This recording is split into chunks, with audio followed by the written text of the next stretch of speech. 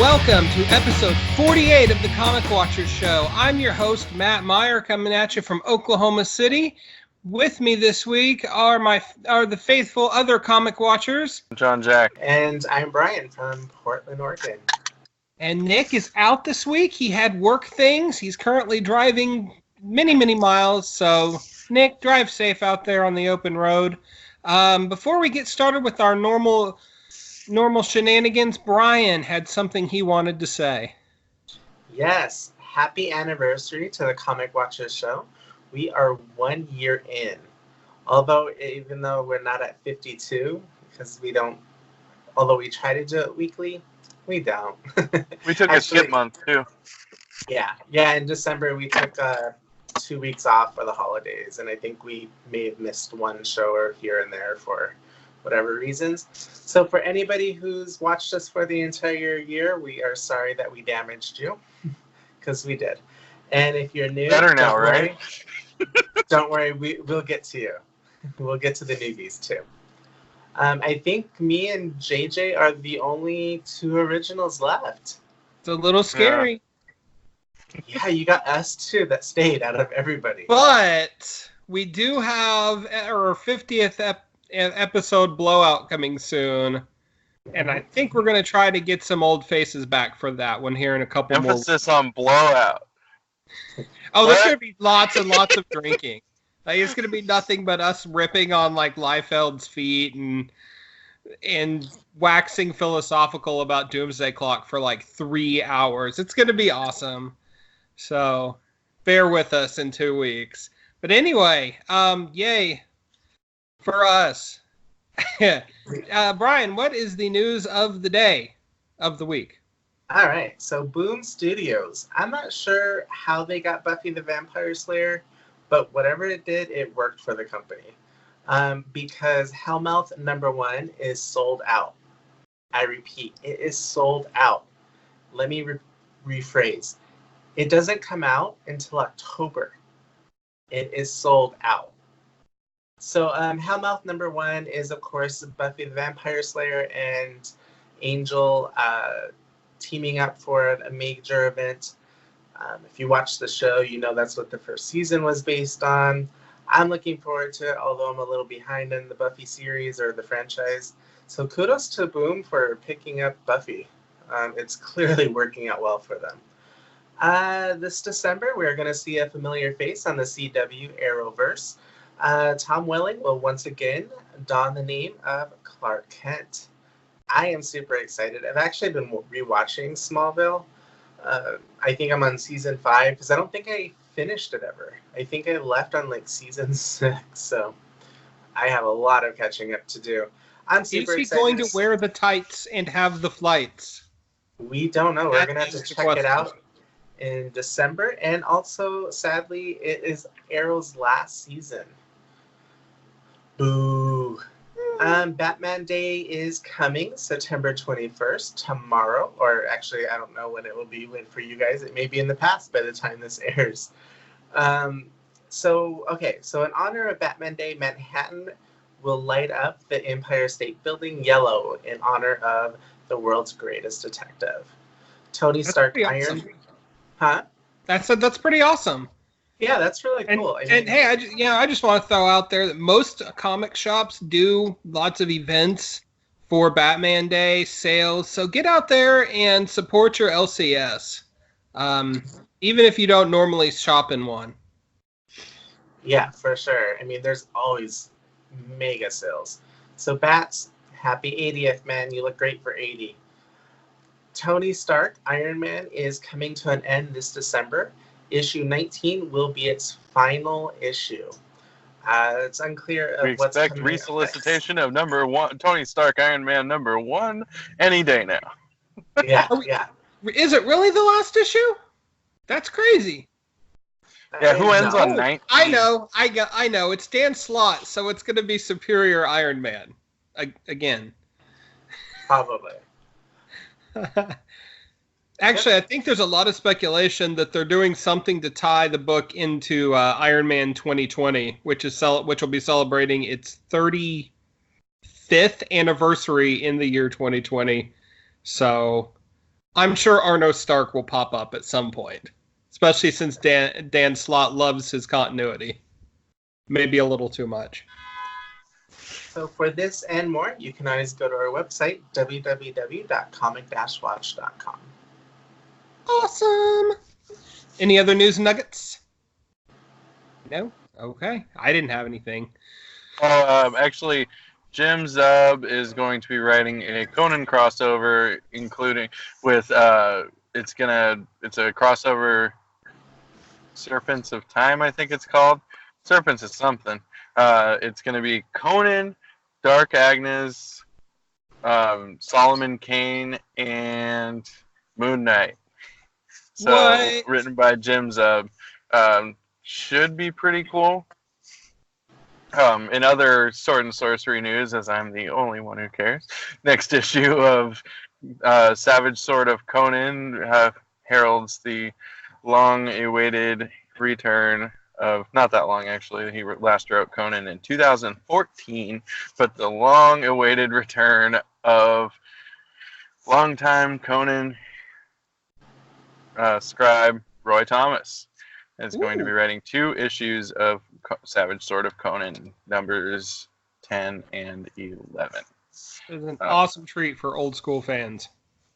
Yeah, I think it might be drawn. It's drawn by somebody cool too, but I'm drawing a blank on the name. Well, all right. I think that's right up there with Walt Simonson doing some new Thor in December. Oh yeah, Walt Simonson's doing a Thor one shot. Thor. He's bringing back Thunderstrike. It's the Thor Corps. Thor Corps, baby. Thor Corps. Like, talking like Ninja Turtles because it's the 90s? Why not? Yeah, sure. All right. Well, I think that wraps up news. So we'll move on to our books for the week. We are talking about Spider-Man by J.J. Abrams, Henry Abrams, and Sarah Pichelli on art first. This has been a big mystery wrapped in an enigma because it's J.J. Abrams, and why wouldn't it be? The first issue is finally here, and I'm just going to throw this out there. It's pretty much impossible to talk about this issue without getting into major spoilers.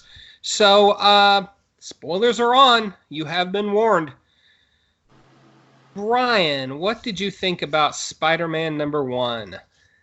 So as soon as I saw that Abrams' name was attached, I didn't know what I was going to get into. It automatically spiked my curiosity. Granted, at the time, I didn't know it was partly his son that was going to write it, but I was like, oh, let's see. I was shocked that at this book. I didn't know what to expect, so I had no expectations, so it was already low. But going in, it was a lot better than I would have ever thought it would have been. He's missing an arm. That's heartbreaking, man. It's such a cool I don't know how much we're getting into this, but this book was such a cool concept to go into. Well, it was cut off at the wrist, though. How much has to be cut off for it to be losing an arm, and at what point is it losing a hand? If any of our paraplegic viewers can weigh in on that. Are you doing the talking heads right there? As the days go by. Oh my gosh. But that's a real question I have. If anyone can mail it, if our first ever listener mail could be a response to that question. I do know the military has some strict guidelines on what qualifies as what our ex-military members may be able to weigh in as well. Yeah, Cody. I had one guy who got injured in the Marines, and he broke some of it down for me at one point. Like losing a toe is worth this much, losing a foot is worth this much. Like they have lines where if you're cut past this point, then you qualifies as losing a leg. That's where the big money is. Well, it's also percent disability too, which is a whole other algorithm. But totally. Anyway, now go on. Completely off topic. Back to Spider-Man. Yeah, so this is after Peter Parker kind of retires. We have his offspring kind of noticing some changes. Aunt May's still around. So it's really cool to see. Wait, is she not, Matt? What? Yeah, okay. Yeah. Well, you Sorry, looked and I didn't like... mean to give off any indication that I disagreed with you. I was just chilling. Yeah, so, I mean, I really like the concept of this book. I don't want to go into too many spoilers other than what I already have. You know, I thought it was a good book. I liked the art in it. I can't wait to read number 2. Okay, JJ, you're up next. So, I thought Spider-Man number 1 was a lot better than I gave it credit for, or than I expected. I thought I liked the angle of MJ dying. That was actually a pretty shocking panel, and really well done. And I like the angle of years later Spider-Man kind of being, kind of hilariously for Spider-Man, he's running away from his responsibilities to a degree. But Aunt May, it's interesting that Aunt May knows he's Spider-Man. I thought it was She better knew than it I a couple expected. times before. Yeah, she always kind of does that, acts like she always knew, but, it's kind of like that Bane saying everything was his plan. Like, how much was really your plan? Really? Stop taking credit for other people's shit, Bane. Stupid Bane. But Spider-Man it was pretty good. It was a little bit reminiscent in a almost derivative way of Spider-Girl, which was a similar thing with an aged Peter Parker in that he had lost a leg and wasn't able to be Spider-Man anymore. But it's a kind of a similar setup, but the execution's a little different. All in all, I thought this was different enough and interesting enough. I will continue reading it. I did not really like Sarah Pichelli's art very much in a few points. There's some points where it feels a little bit rushed, which makes sense because she's not the fastest. And there was an additional inker credited, which she usually does her own inks. But it wasn't awful. Also, what is it with her and giving aging superheroes beards? Because she did the same thing to Reed Richards, and I don't like it there either. I like Reed Richards with beard. It's very professorial. Yeah, but if anyone is going to not have a beard, anal retentive ass Reed Richards, well, he would never allow that level of unkemptness. Maybe. We'll have to ask J.A. Flood on that. He's our resident FF. He should. Yeah. He hates the beard. He said so many times. Oh, okay. Well, that settles it. The beard sucks. All right. What did you think of Spider-Man, Matt? I was really, really surprised by this book. Like you guys, I really didn't know what to expect. I mean, Marvel was playing it so close to the vest, and it's J.J. Abrams, so of course there's a certain level of mystery to the proceedings going in. And then the fact that he co-wrote it with his son, like right off the bat, that just reeks of nepotism, So I was actually going in with low expectations. Not that there's anything wrong with J.J. Abrams, but a lot of times when when writers from other media come to write comics, the results tend to be less than great. Major exception to that would be Greg Rucka's entire career. But I loved this comic. Bruce started in comics. Yeah, that's true. I loved it. I wasn't expecting it. I mean, especially the villain's name is Cadaverous. That's a terrible name for a villain or for anybody. But yeah, right off the bat, I mean, it drops you into this major battle, and the unthinkable happens when Mary Jane dies, and then bam, hard stop. We cut to 12 years later. And Peter Parker's is an absentee father to his kid. And it plays off of the aspect of his personality there where he's driven by guilt. and he's so driven by guilt because of MJ's death that he's pushed himself away from his kid because he doesn't think he's worthy of being his father, or that he'll ruin his life or something like that. So he's just buried himself in his work as a photographer. And it's a new look for Peter Parker. But there's a logic to it, and I think it works in this case given the circumstances. He's done what he thinks is given the circumstances, he thinks is the right thing to do, and left his son in Aunt May's care. And, Aunt May raised him, right? And the kid, Ben, of course it's Ben, just slowly starts to discover that, yes, he has inherited his father's abilities. And yeah, now we know where the story's going. But the big overarching mystery now at this point is who the heck is Cadaverous? Because he's active again in the now present, where, and more on that to come. But the execution on this book is rock solid. It like you were saying, JJ, it is a familiar trope for Spider-Man to have a kid. I mean, you mentioned Spider-Girl. I was thinking more recently in Spider-Man Life Story, we've seen that aspect of him played out. And to his credit, Chip Zdarsky wrote the hell out of it there too. So there's something about Spider-Man having kids, just not in continuity, that seems to work. The art by Sarah Pichelli, I like the interior art fine. I thought it was highly reminiscent of Olivier Coipel, who's a hell of a good artist. And if you're gonna look like someone, you might as well look like one of the best. So go for it. The cover art, however, did not work for me. Like, MJ looks weird and lopsided, and her face looks like somebody was trying to do a Barry Windsor Smith impression and couldn't do it. And there's no background.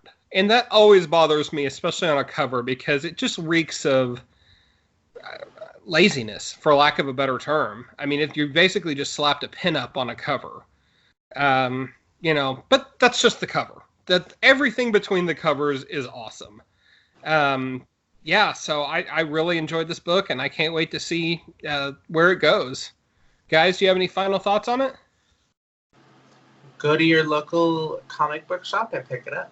Oh, yes. I do loves that. So, book number 2, we're talking about Flash Forward from DC by Scott Lobdell and Brett Booth. Is picking up on the heels of Heroes in Crisis. And Wally West is in jail because he's now a murderer. Fun times. And he, of course, gets sucked back into the hero game in a way that is unexpected and large scale. And JJ, take it from here. It wasn't the unexpected. It was Sideways that featured Tempest Fuginot. Good one. New Age of Heroes humor for you.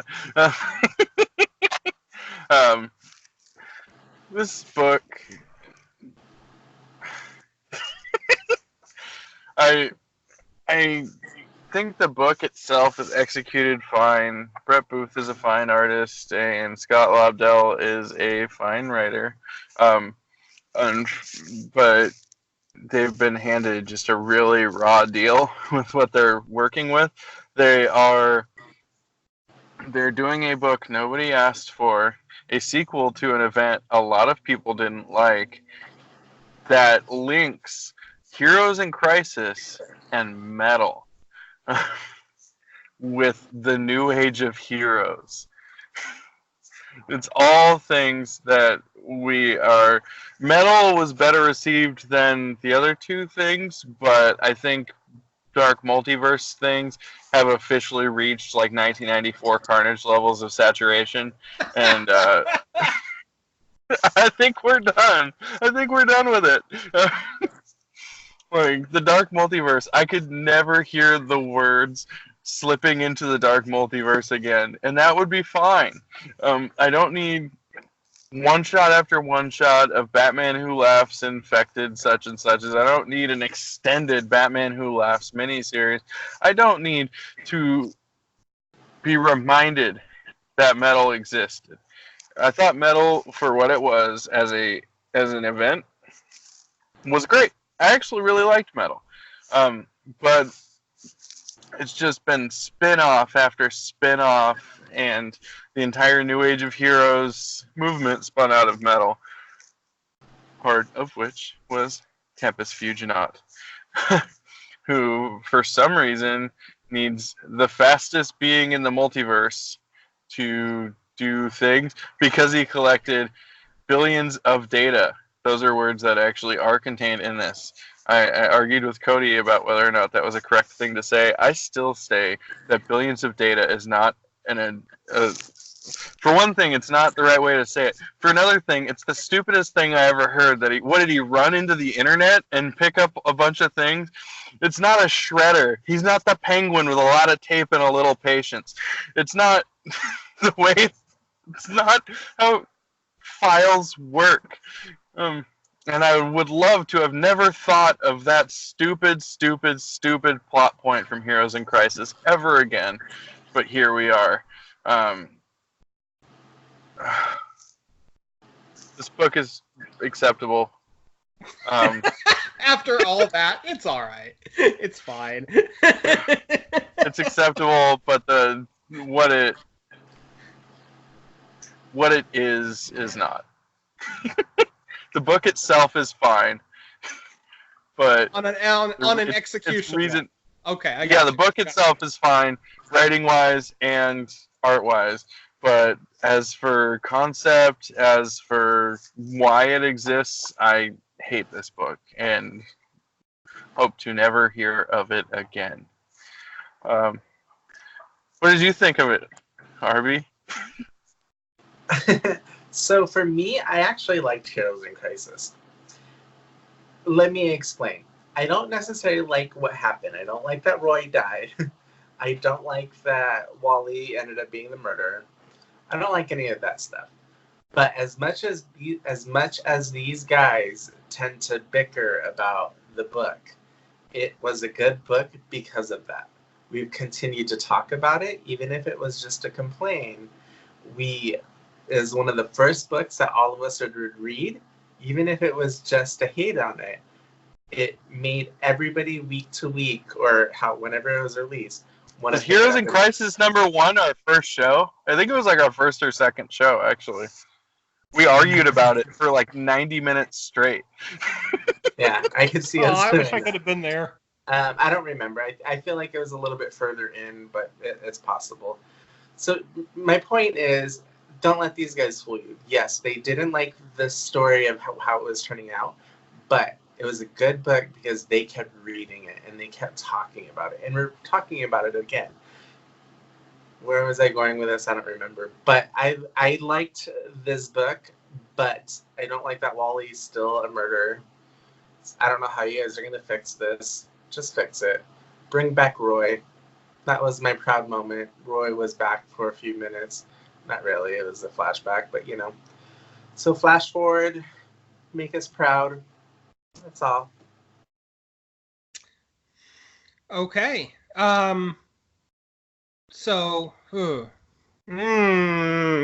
Flash forward. I think this might be the most Scott Lobdell book I've ever read. And I'm borrowing that quote directly from our friend Cody because it just suits it perfectly. If you've read a lot of Scott Lobdell, he has a very particular writing style. There's nothing inherently wrong with it, but it's very, very much unto himself. And this is totally a Scott Lobdell book. And he and Brett Booth did get handed a raw deal with this. But where I disagree with you, JJ, on that assessment is I actually think that this is ultimately going to be intended to clean up Heroes in Crisis. There were lots of rumors that Dan Didio was furious about what was happening with Heroes in Crisis, but it was too late to stop it. And I mean, who knows how true that is? But this smells all the world to me like a comic that exists for the sole purpose of correcting what was done to Wally West. Whether or not that's true remains to be seen, and whether or not, if that's true, it's successful in that remains to be seen. But I have some hope. We'll see. It's not a bad. My prediction is this series will erase Wally West, or will remove Wally West from continuity. I don't think so. There's just too many dangling plot threads where he's concerned right now. But all of those could be resolved if he just went away. Yeah, the old the old lot of problems get buried in the desert solution from Casino. Yes. Pucci died on the way back to his home planet. Yes. But I was surprised to see Tempest Fuginaut. I just assumed we would never see him again, since basically all of the New Age of Heroes books have come and gone in relatively short amount of time. And here he is. He's back. Okay. The art from Brett Booth, I've never been a Brett Booth fan. I think he turned off his ability to learn and grow as an artist in about 1995, and that includes drawing people's styles, like clothing styles and hairstyles. And it's a big turnoff for me when any artist does that. Like, you should, as an artist, be paying attention to stuff like this. If it's 2019 and you've still got Roy Harper dressed with his backwards ball cap, like his name should actually be Adam X the Extreme, and he should be listening to like Limp Bizkit or something and going to an Offspring concert, that's not... the backwards hat Roy is, that's a Lobdell thing. He's done that. He did that in Red Hood and the Outlaws, too. Okay, well, then that's on both of them. Lobdell used him pretty heavily in New 52 Red Hood and the Outlaws. I stand corrected then. That was a little outside my wheelhouse, so my bad. But that book is great, actually. Surprisingly, it's so good. That's cool. I've heard. It's always looked interesting to me. I don't know. It's one of those things. It's like, yeah, I'll get to it someday. But it's, for what it is, it's a fine book. It didn't blow my mind. I was hoping for maybe a little more fire, given that it's poised to be, fingers crossed, the salvation of Wally West. We'll see how that plays out, but take it or leave it. That's my final thought on it. I wish I had more to say, to be honest with you. I mean, this book should be a bigger deal than it is. And that's unfortunate. So if you guys don't have any more thoughts on Flash Forward, we will move on to our final segment, perhaps in record time. Yeah, I was kind of pretty interested in that.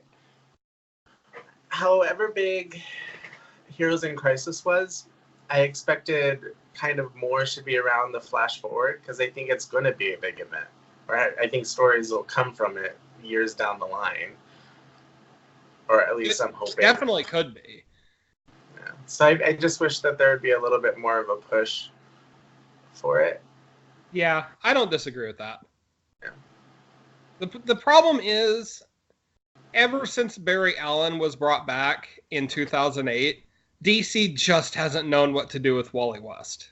That's the broader problem. And, yeah. I mean, I don't have an answer for that, because they're clearly not going to get rid of Barry Allen again.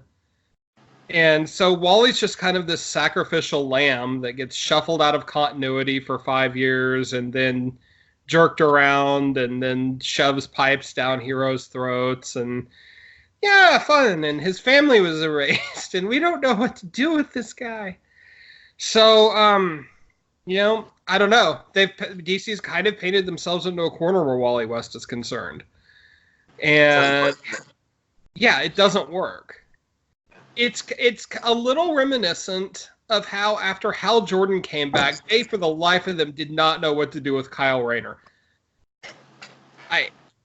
He's Ion. He's the White Lantern. He's just a dude.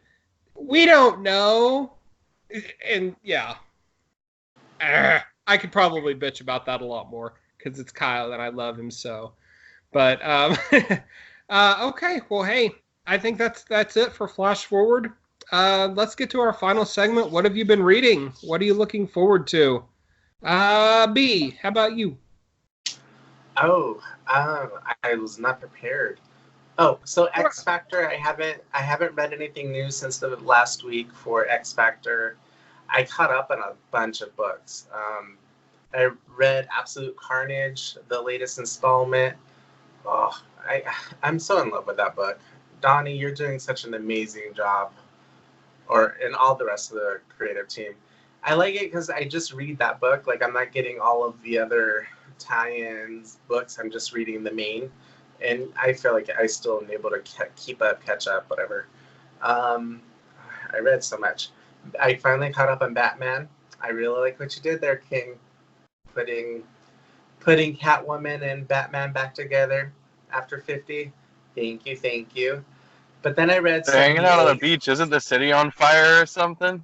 something like that. Yeah, but first booty. Right. It'll still be on fire later, I guess. Yeah. The Gotham other thing needs is- you. I'm busy. It So is King- Catwoman. Yeah. See, King, thank you for bringing them back together. But 78, some of their dialogue, I don't know. It wasn't. A pause and then I don't know is how Brian says he hates something. Nailed it. Can't think of any redeeming quality. it was a little redundant, I guess. But I like what he's doing with it. I like the direction. I like that they're back together. All right, let's go kick some Bane ass. I think that's where I'm at with the book. But what else did I read? What else did I catch up on? I read Spider-Man. Oh, I read G.I. Joe, which was really confusing. If you didn't read, if you don't know any of the characters, you're not gonna catch on in this first issue. A bunch of them are new. Yeah. Oh, really? I don't like that. Yeah, No. so I was completely lost, but I like the art. I like the story where it's going, but I think it could have used a little bit more setup for it. I'm a Larry Hama diehard on G.I. Joe, man. I've tried to read other authors, and it just never rings true for me. Yeah. What else did I read? I pretty much read just about everything that came out the last 2 weeks. What I'm looking forward to is I forgot to look it up, so somebody else go and I'll come back to it. All right, we'll come around. JJ, how about you? I've been sick the last few days, so I read 2 trade paperbacks of James Owsley, later known as Christopher Priest's 80s run on Conan the Barbarian, which I enjoy. It's actually kind of a divisive run. It's a little bit, it has some campy elements that some people don't like, but it's, in my opinion, kind of an underrated Conan the Barbarian run. The Devourer of Souls is actually a hysterical villain. He just doesn't realize it. I also finished the Dark Horse Conan Omnibus Volume 4 of Mercenaries and Madness, which has been sitting on my passenger seat of my truck for about a month, and I read an issue or so every so often when I have some downtime. Just finished it maybe half an hour ago. It is excellent. Is that the Kurt Busiek stuff? Huh? Is that the Kurt Busiek stuff? No, it's after Kurt. It's Okay. It's written by Tim Truman, Roy Thomas, with art by Tomas Chiarello. There's a one-shot in there that's written and drawn by Derek Robertson. Oh, wow. It's got some cool stuff. Actually, it's a really good thing. Yeah, he wrote and drew. It's actually two shorts that got combined into one issue for Dark Horse Presents. But then Roy Thomas writes an adaptation of Iron Shadows on the Moon, which is a really cool Robert E. Howard story, and then writes a pretty cool sequel to Iron Shadows on the Moon that features Olivia returning to the kingdom of Ophir, trying to reconnect with her father, which happens. One reason I like that second story is it includes some callbacks to Rogues in the House and Iron Shadows on the Moon, which are 2 of my favorite Conan stories. So it's very good. As for what I'm looking forward to, Freedom Fighters number 9 is out next week, which I'm really excited for. Allegedly, excuse me. Allegedly, Shazam number 7 is coming, which I'm very excited for as well. and some other stuff, I'm sure. Cool. How about you, Matt? So I've been reading lots and lots of things. Sticks out in my mind. I read Sword of the Atom, miniseries from 1983. Art by Gil Kane and story by Jan. I need more vowels in my name. Stjernad. It's kind of a fun little story. It's only 4 issues. It's very much an 80s DC book. But basically what happens is the Atom catches his wife cheating on him. And he flies to South America. Yeah, he's running away from his problem instead of dealing with it. And he gets in this plane crash that wrecks his shrinking equipment. So he gets stuck at 6 inches. And while he's in this South American jungle stuck at 6 inches, he stumbles onto this kind of swords and sorcery alien encampment or civilization that's taken root down there and gets into this adventure with gladiators and toppling. Which conveniently are also 6 inches tall. Exactly. They are also conveniently 6 inches. It's fun. It's not going to... there's a reason that people aren't raving about it today, but at the same time fondly remember it. I tell people about it all the time. I don't know what you're talking about. It's one of those books. Gil Kane's art is really different from any Gil Kane I've seen in that book. It's got a little bit of a latter years Sal Buscema look to it in parts, but kind of mixed with Barry Windsor Smith, of all people. He was drawing a lot of inspiration from Conan, I think. Yeah, I think that's probably true. But I mean, I got the whole series for $2. And it was $2 well spent. I don't regret it. I also read Black Panther and the Agents of Wakanda #1, and I'm going to speak for JJ and myself in that I'm very upset that there's not more Gorilla Man in it, in that he's only in one freaking panel. And this book had so much potential to be a fun comic, and it just fails. I mean, it's not awful by any means, but it's got all these cool toys to play with. And it's like Jim Zub just doesn't really know what to do with them. So he writes half the cast out, or half the team out of the first issue. Well, he's been quoted. I actually heard on the Weird Science Marvel Comics Spotlight, they said that Jim Zub was quoted as saying this is going to be 2-issue arcs with like revolving focus.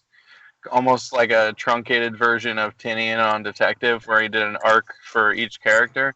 So I think we're getting short, like 2-issue arcs that are focusing on individual team members. Okay, and if that's true, that makes a lot more sense, and that makes me feel a little bit better about what I read.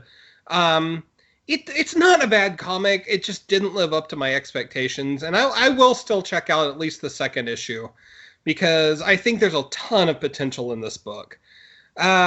Things I'm looking forward to, I was going to say Shazam #7, and then you stole my thunder. So, thanks. I want to say we've got an Action Comics coming out this week that looks pretty 2015. good. So, yeah. I thought last issue was really good, actually. Yeah, Action. Absolutely. That first issue that had Simon Kudransky on the art was really wonky because I don't think his art fit the book. But then he really turned it around this last issue. I suspect he was rushed because he was probably also finishing a Punisher issue that same month, if I had to guess. But yeah, Bendis is doing something really unique for a Superman story in Action Comics right now, and he's focusing more on the Clark Kent investigative journalist side of Superman's life, which really hasn't ever been done to my knowledge, at least not extensively. So hats off to Bendis. And yeah, that's what I'm looking forward to. So B, did you figure out what you're looking forward to? Yeah, and then I forgot what it was. I just closed it, and then you guys listening. Oh, New Mutants, Children of War #1. Oh, that's right, Claremont. Mm-hmm. Yes, Claremont and Sienkiewicz together again. That will be worth checking out, most definitely. Maybe that will be next week's our read. Hey, man, maybe we can even talk about it on the show. I don't know. We'll see what happens. That's pretty I don't know. exciting stuff, I don't know if we actually. have any control over that. That was a joke. Nick's not here tonight. We have a quorum. Ah! I'm the boss. So, well, hey, guys, any final thoughts for the week? You only No. have 1 week for the last week of September. Make it a good one. True. That was really inspiring, JJ. It was very inspiring. You make it sound like October is going to be the doom of man. But, God, I hope so. Tell us how you those really bastards. Whenever they find an well, Area hey, 51, better kill us all. we'll see. I think that's just a lot of silliness. Yeah. At least, if nothing else, maybe they'll find a Sasquatch in there. So, hey, thank you for listening. This has been the Comic Watcher Show. Comic Watcher Show is part of comic-watch.com, your home for fan news and reviews by fans for fans.